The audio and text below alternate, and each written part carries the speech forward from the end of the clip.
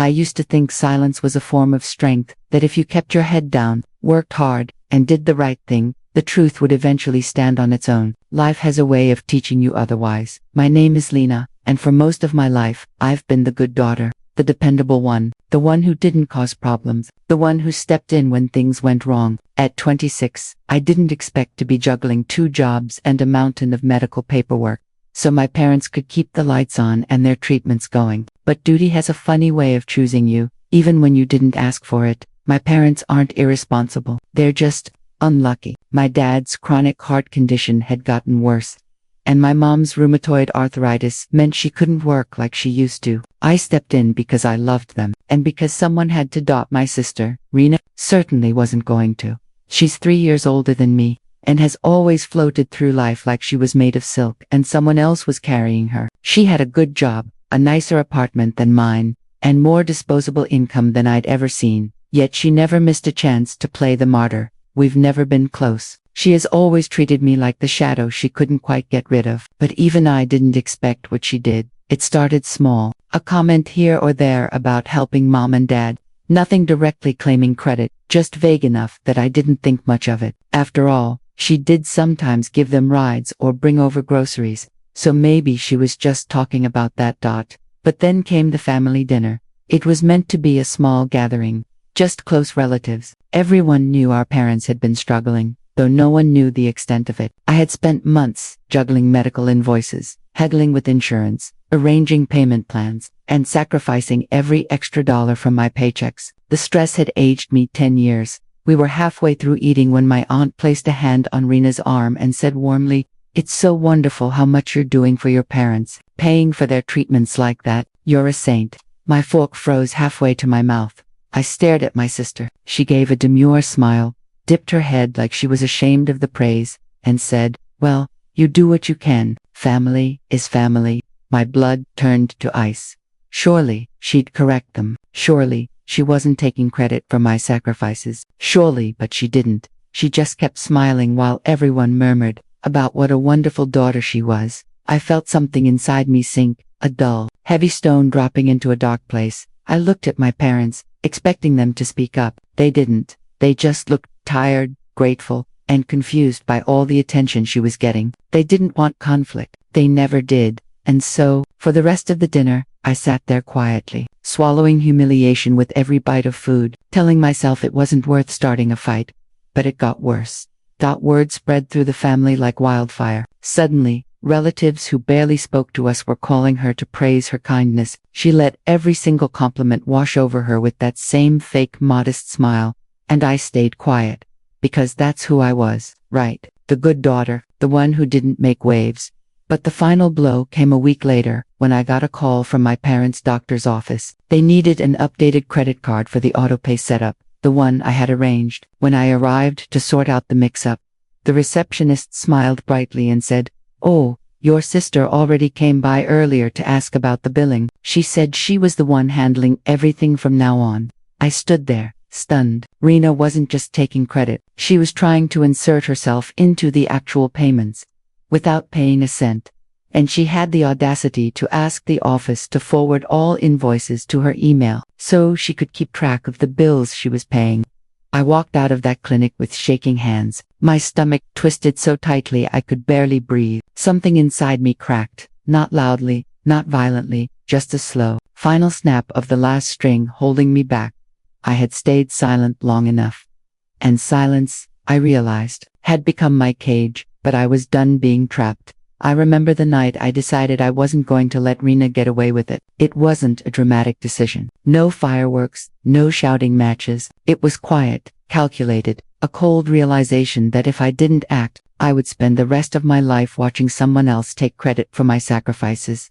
I sat in my tiny apartment, the hum of the fridge filling the silence. I had a stack of medical bills, a notebook full of payment confirmations, emails from the doctor's offices, and months of bank statements. Every detail of the payments I had made for my parents was meticulously documented. Each dollar, every transaction, every due date, I had it all. And now, it was my weapon. The first step was internal. I needed to shed the instinct to forgive too quickly, to stay silent for the sake of peace. Peace, I realized, had never helped me. It had only let her get away with lying and manipulating. I made a list of all the moments she had taken credit: family dinners, phone calls with relatives, even casual texts to my parents asking if they needed anything, while making sure the conversation painted her as the generous one. Each instance became a note in my mental ledger, and I began to feel something I hadn't allowed myself to feel before: righteous anger. The plan was simple in theory but delicate in execution. I had to be smart. Confronting her directly would only give her room to lie, twist words, and turn everyone against me. I had to reveal the truth, not yell it. I had to make it undeniable, and I had to do it without looking bitter, because bitterness was her favorite weapon against people. Step 1. Gather proof. Step 2. Ensure the timing would catch everyone's attention. Step 3. Let the truth speak for itself. I started with the bank statements. Every payment I had made was there, each time stamped and labeled. Then I combed through emails with doctors and insurance companies, highlighting every message where I had coordinated, followed up, and confirmed payments. I even had screenshots of online payments to the pharmacy. Rina had done none of this. Zero. Not a single thing. She was a ghost in the process. Yet she had convinced everyone she was the savior of the family.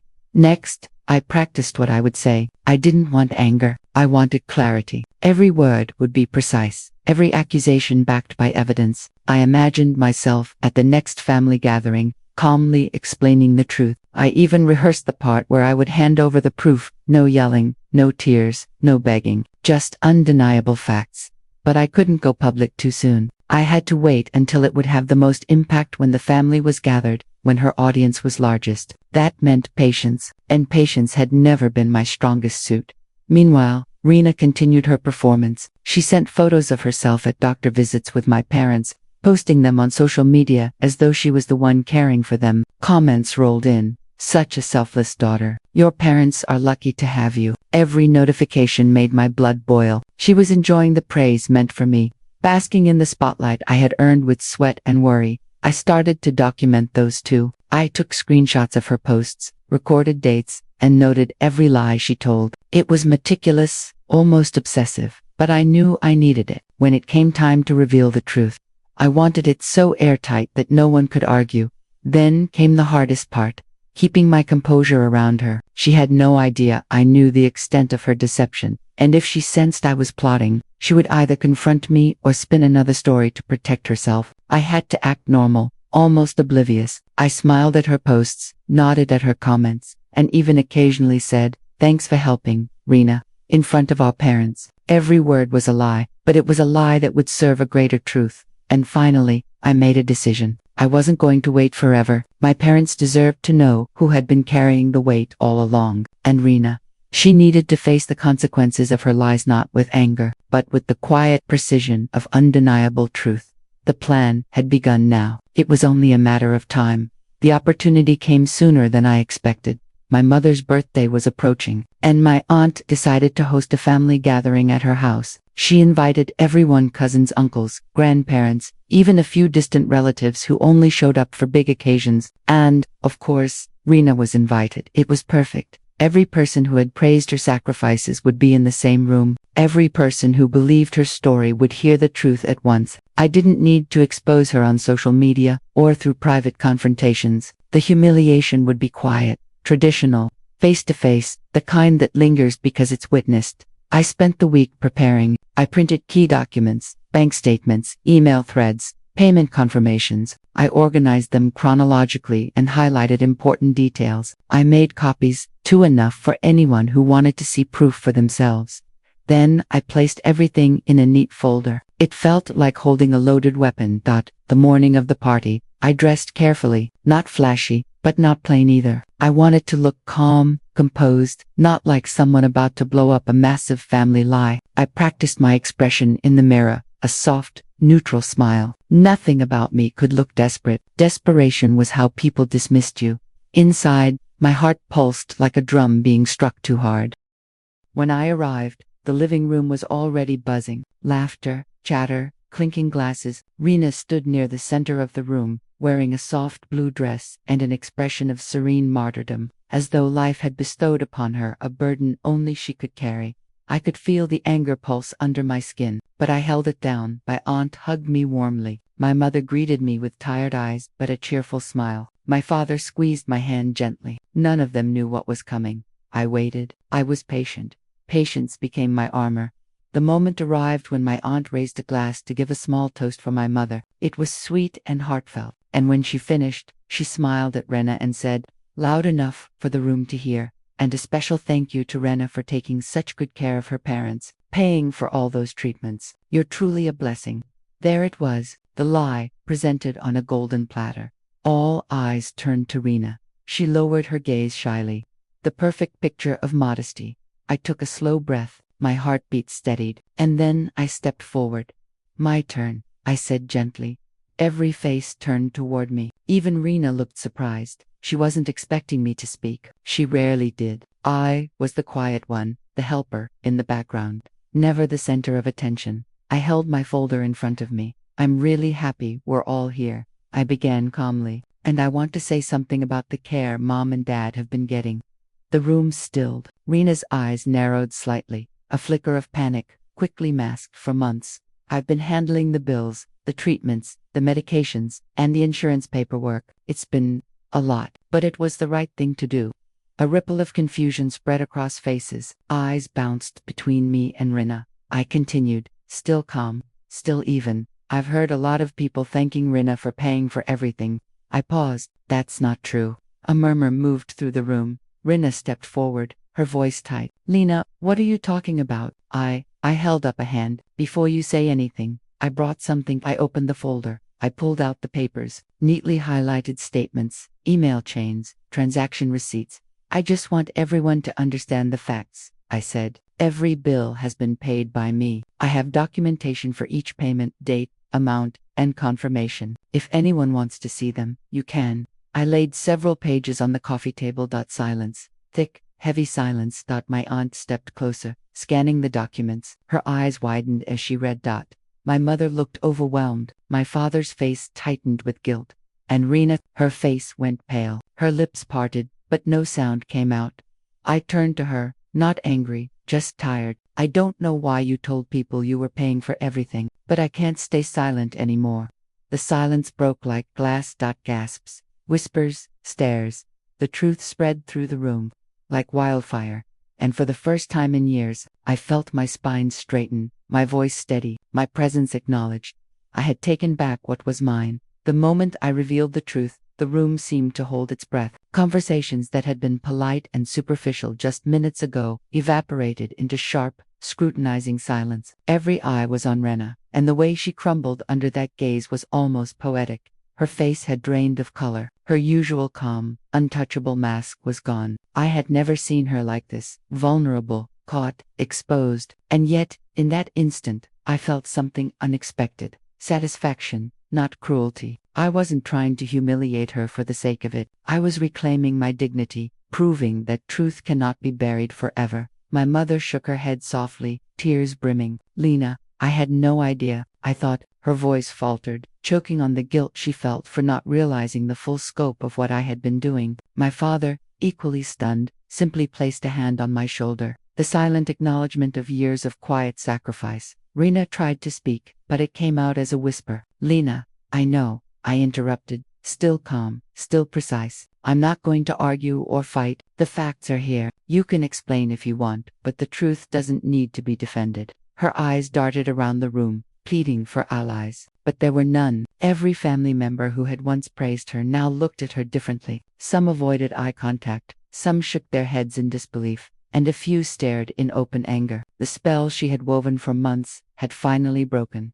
For the first time in years, I felt the weight of my sacrifices recognized, not just by my parents, but by the entire family. The gratitude and respect were not shouted, not exaggerated. It was quiet, firm, and undeniable. Rena, on the other hand, was left fumbling. She attempted a few weak explanations, saying she just wanted to help in her own way, but the words fell flat. The evidence was stacked against her, precise and irrefutable. No one could take her side without seeming complicit in her deceit. On the following days, the fallout rippled beyond that single gathering. Relatives stopped texting her about how generous she was, and instead, Many reached out to me privately to apologize for believing her. Social media comments that once lauded Rena's supposed heroics shifted, some quietly corrected misinformation, others left supportive messages for me, recognizing my efforts and integrity. And Rena, she retreated. The social power she had wielded so effortlessly was gone. For the first time, she experienced isolation, the kind that is sharp and stinging because it's of her own making. She was no longer the center of attention, no longer the good daughter everyone praised. She had no credit to claim, no audience to manipulate, but revenge, as satisfying as the revelation was, didn't come from shaming her. It came from the quiet reclamation of my own life. I wasn't loud or aggressive. I didn't humiliate her in a cruel way. I simply let the truth speak, and in doing so, I restored balance. Interestingly, something unexpected happened in the days that followed. Rena's attitude toward me changed. She became quieter around me, cautious in her words, and for the first time, respectful, not because I demanded it, but because she had no choice. The hierarchy of our family dynamic had shifted. I was no longer invisible. My actions, my sacrifice, my commitment, they were visible, undeniable, and appreciated. And for me, that was the real revenge, the subtle, lasting kind, not the humiliation, not the social embarrassment, but the fact that she could no longer overshadow me. She could no longer claim my hard work as her own. She could no longer play the hero while I remained the invisible caretaker. There were moments, late at night, when I reflected on the ordeal. I realized that my patience, my preparation, and my meticulous documentation had not just revealed her lies, they had also shown me my own strength. I had learned that silence is not always a virtue. Sometimes, silence is a cage, and only by speaking and acting can you free yourself. I also realized that my relationship with my parents had deepened. They finally understood, fully, what I had been doing all along, and they expressed their gratitude in a way that went beyond words, in gestures, in trust, and in reliance that was mutual, not one-sided. Rena, meanwhile, retreated into her own quiet corner, forced to confront her reflection, without the applause she had grown addicted to. And for the first time, I felt a quiet sense of victory, not loud or angry, but lasting and undeniable. In the end, the lesson was clear. Truth, preparation, and patience were far more powerful than loud confrontation or rash anger. And sometimes, the most satisfying revenge is simply being acknowledged for the work you quietly carried all along. After the storm of revelations, life gradually shifted back into a rhythm, but nothing felt the same. Family gatherings were quieter, more honest. Conversations that had once skirted around who did what now carried a weight of truth, a transparency that had been absent for years. And in that new rhythm, I began to rebuild not just my reputation, but my sense of self. It wasn't easy. Rena's absence from her usual social spotlight left awkward gaps, moments where relatives didn't know how to navigate the new dynamics. Some would look at me nervously, unsure of how to speak without overpraising or comparing. Others would come to me privately, offering apologies for believing Rena's claims, or for not noticing my efforts sooner. I listened, sometimes nodding quietly, sometimes offering a small smile, but I didn't dwell on it. Recognition had finally arrived, and that was enough. My parents' gratitude was subtle but profound. They never once made me feel guilty for revealing the truth. Instead, they embraced the relief of knowing their children could finally be honest with one another. Mom often left small notes in my room, tucked into the folds of books, or near my desk. "Thank you for everything, Lena." Dad would quietly hand me a cup of coffee in the morning, or linger a moment longer during our walks, a silent acknowledgement that my sacrifices hadn't gone unnoticed. With Rena, things were different. She had retreated into herself, and I sensed the tension in her every interaction with me. But I didn't gloat. I didn't rub her failure in her face. I simply existed in my own truth, letting her see, day by day, that I had reclaimed the respect and authority she had once stolen. And in doing so, I realized something powerful. Revenge isn't about punishment. It's about restoration, restoring your own power, dignity, and sense of worth. I also began to reclaim other parts of my life that had been neglected while I carried the weight of my parents' medical expenses. I started taking walks without my phone buzzing with payment confirmations. I began to save a little money for myself, a tiny rebellion that felt monumental after months of financial sacrifice. I even enrolled in an evening class I had postponed for years, rediscovering the parts of me that had been buried under responsibility. family dynamics slowly adjusted. Rena, humbled, became more cautious but less manipulative. I no longer competed for attention because I had already earned it in the ways that mattered, and my parents, now fully aware of my efforts, leaned on me differently, not as someone to be taken for granted, but as someone they could trust, whose care was genuine and selfless. I also found that my own confidence had grown. The process of preparing evidence, planning the revelation, and executing it with precision had taught me patience, strategy, and the importance of clear communication. I realized that my quiet nature wasn't a weakness, it was a strength. As long as I knew when to speak and when to act. There were still moments of tension with Rena, of course. Occasionally, she would make small, passive remarks about her contributions, but they no longer carried the power they once did. I simply responded with calm acknowledgement, no response at all. The balance had shifted. She could no longer control the narrative, and I no longer needed to defend my actions. Through all of this, I learned a vital lesson. Life doesn't always reward those who wait silently. Sometimes, the right moment to act comes only once, and preparation is everything. By documenting, planning, and executing thoughtfully, I had turned a situation of injustice into a lesson in empowerment, not just for myself, but for everyone who had watched silently for too long. Most importantly, I rebuilt the most fragile thing of all, my relationship with myself. I could finally look in the mirror and see not just a dutiful daughter, but a capable, strategic, and resilient woman who could face deception, injustice, and manipulation without losing her integrity. I had survived the betrayal, exposed the lie, and emerged stronger. And in that quiet strength, I realized that sometimes the most lasting revenge is not humiliation or retaliation. It's living fully, truthfully, and without apology. Months had passed since the family gathering where I revealed the truth.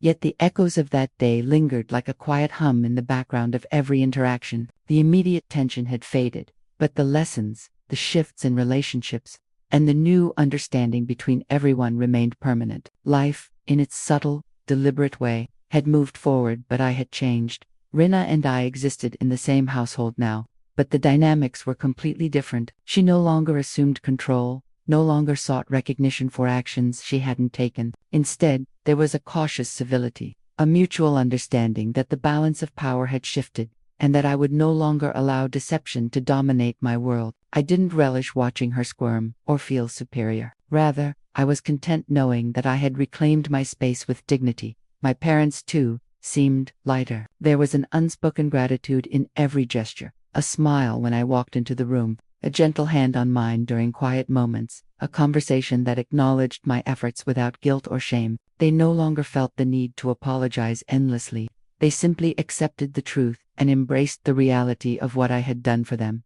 One evening, I sat with Mom in the kitchen, sipping tea and watching her carefully place her medications for the week into a small organizer. "You know," she said softly, looking at me with a hint of wonder in her eyes, "I don't think I ever truly realized how much you did for us. Not just with the bills, everything. You carried so much on your shoulders, Lena. And you did it quietly, without complaint. I've been so blind." I shook my head, smiling gently. "Mom, it's not about recognition. I did it because I love you both. But I'm glad the truth finally came out. It had to." She reached across the counter and squeezed my hand. "Yes, it did." It was one of those rare moments when words weren't necessary beyond the acknowledgement of shared understanding. I realized that true closure wasn't about vengeance or shamit, was about restoring balance, rebuilding trust, and reclaiming dignity. That night, I slept easier than I had in months. Not because Rena had been humbled, but because my own life had been reclaimed. Rena, in her own way, seemed to understand the lesson. Over time, she became less performative, less consumed with appearing virtuous to others, and more focused on living authentically. While we didn't suddenly become close, there was a new respect between us. She no longer tried to overshadow my actions or manipulate the narrative. The game was over, and in her quiet retreat, she learned the weight of consequences. I found myself reflecting often on the experienced exhaustion, the frustration, the strategic planning, the moment of revelation, and the aftermath. I realized that this wasn't just about bills or recognition. It was about personal power, about understanding that patience and preparation, combined with unwavering integrity, could turn injustice into empowerment. It wasn't a story of revenge in the traditional sense, but in the most potent, enduring way. It was revenge nonetheless because it reasserted the truth and restored my authority over my own life, and life continued. I returned to my work, still juggling responsibilities, still caring for my parents, but with a newfound sense of freedom. The burden I had carried in silence was now shared openly and respected. The shadow of deceit that Rena had tried to cast was gone, replaced by transparency and honesty. And in that clarity, I thrived. In the quiet moments, when I sat alone and reflected on the months of planning, confrontation, and resolution,